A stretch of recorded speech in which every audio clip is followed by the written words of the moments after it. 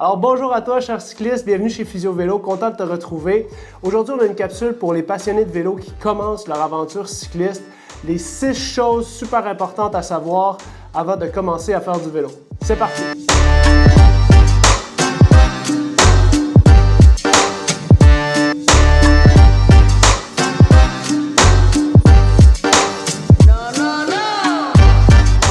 Numéro 1, je vais vous expliquer pourquoi c'est très important de faire affaire avec une boutique de vélo.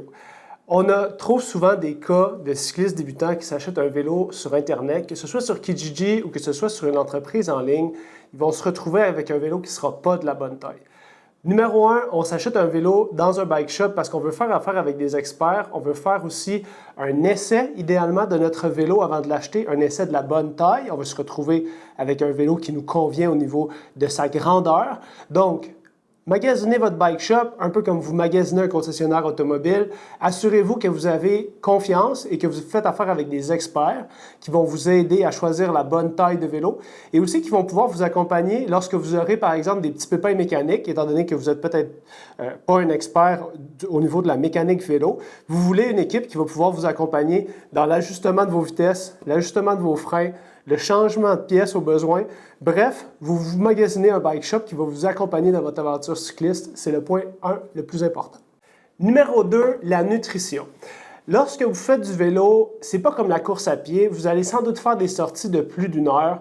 Rapidement, si vous êtes dans un club cycliste ou si vous avez des amis qui font du vélo, vous allez faire de plus en plus des grandes distances. Vous allez partir plusieurs heures à vélo. Dès qu'on dépasse 1 heure d'activité physique, ça va être très important de remplacer les pertes au niveau calorique, au niveau énergétique.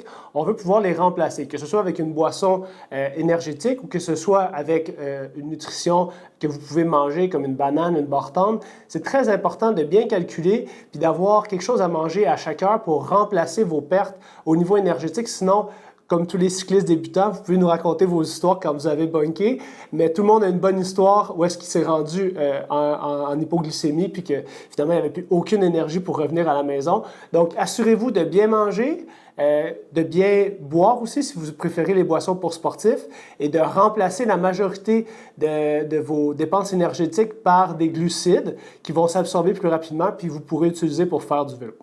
Numéro 3, très important, de bien s'habiller lorsque vous faites du vélo. Vous avez raison tout de suite d'emblée, ça coûte cher les vêtements cyclistes. Pensez à vous acheter plusieurs couches de vêtements, des vêtements qui vont pouvoir vous garder au chaud, des vêtements qui vont couper le vent. Donc, vous pouvez vous équiper avec, par exemple, des manchettes ou des genouillères. Donc, juste simplement un bout de manche et un bout de jambe que vous pouvez rajouter avec vos cuissards. Ça, c'est des dépenses d'à peu près 20-30 $ qui sont super efficaces, qui se glissent bien dans une poche de jersey puis qui peuvent vous garder au chaud si jamais il commence à faire frais. N'oubliez pas qu'en vélo, vous allez beaucoup plus vite, par exemple, qu'à la course à pied. Donc, vous avez un facteur de refroidissement avec le vent qui est beaucoup plus important. Une journée à 15 degrés, si il y a un petit peu d'humidité puis qu'il se met à pleuvoir, ça peut être très, très froid puis vous pouvez rapidement tomber en hypothermie. Donc, assurez-vous de traîner des vêtements, peut-être une petite veste imperméable. Il y en a qui se rangent dans une pochette de jersey. Assurez-vous vraiment d'avoir des vêtements pour toutes les circonstances. Le plus souvent, on va vouloir être un petit peu mieux habillé pour affronter une journée qu'on n'est pas certain que de manquer de vêtements puis d'avoir froid puis de ne pas être capable de finir notre ride de vélo. Donc, pensez à vos vêtements, demandez des conseils à vos amis qui sont déjà des cyclistes et achetez des bons équipements, ils vont vous durer longtemps. Avant d'aller au point 4, si vous vous demandez est-ce que c'est vraiment nécessaire d'avoir des cuissards de vélo, la réponse est oui. Dès que vous allez envisager faire plus qu'1 heure de vélo et de le faire de manière répétée à tous les jours, par exemple, ou plusieurs fois par semaine, vous allez obligatoirement avoir besoin d'une certaine protection au niveau de l'entrejambe, un certain niveau d'absorption aussi pour les chocs sur les routes. Donc, achetez-vous un bon cuissard, lésinez pas sur cette dépense-là, vous pourriez le regretter. Attendez peut-être que ça tombe en vente, mais achetez-vous 1, 2 ou 3 bons cuissards dépendant de la fréquence de vos sorties pour pouvoir les laver entre chaque. Mais un bon cuissard, c'est primordial. Donc peut-être faire le calcul par rapport à vos vêtements lorsque vous achetez votre vélo, d'inclure justement là, les souliers, les cuissards, le casque, tous les essentiels qui vont vous permettre d'apprécier votre expérience cycliste. Numéro 4, l'entretien. Un vélo, c'est un peu comme une voiture. Si vous l'utilisez beaucoup, vous avez besoin de l'entretenir adéquatement. Que ce soit votre transmission que vous devez nettoyer de temps en temps, Que ce soit un changement d'huile sur votre voiture, c'est des choses que vous devez faire à toutes les saisons pour vous assurer que votre vélo est en état et que vous ne dégradez pas les autres pièces. Par exemple, changer la chaîne pour éviter de dégrader la transmission. Vous assurer de mettre de l'huile sur votre chaîne de temps en temps pour vous assurer de ne pas dégrader la transmission. Pas oublier de mettre de l'air dans vos pneus, un peu comme sur votre voiture, ça se peut que les pneus dégonflent tranquillement. Sur votre vélo, étant donné la pression qui est souvent élevée, autour de 100 PSI dans un pneu, vous avez besoin de les regonfler au moins une fois par semaine si vous sortez plusieurs fois. Donc, ça peut revenir au point 1. Assurez-vous d'avoir des experts en qui vous avez confiance, que ce soit le bike shop ou certains amis qui connaissent la mécanique vélo. Assurez-vous de faire l'entretien de votre vélo adéquatement, vous allez juste en retirer plus de plaisir.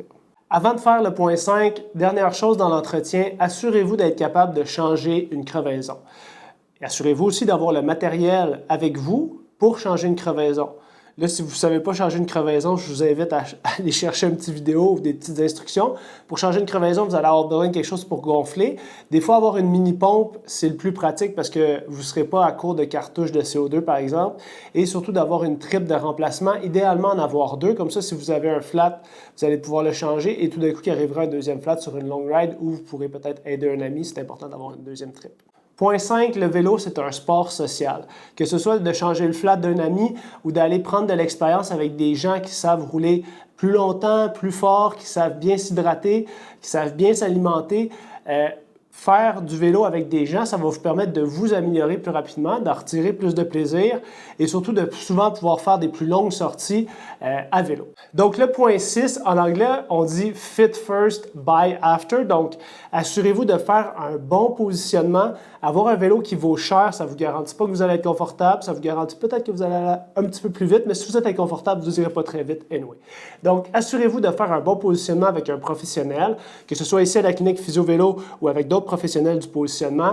Assurez-vous de prendre le temps de bien positionner votre selle, bien positionner vos cales et bien positionner votre cockpit. C'est des aspects qui sont super importants dans votre aventure cycliste pour vous permettre d'avoir de nombreuses années agréables devant vous. Donc, c'est ce qui complète nos 6 points à savoir si vous débutez votre aventure cycliste. N'hésitez pas à nous laisser vos questions et commentaires sous la vidéo, à vous abonner à notre compte Instagram, notre page Facebook et notre chaîne YouTube.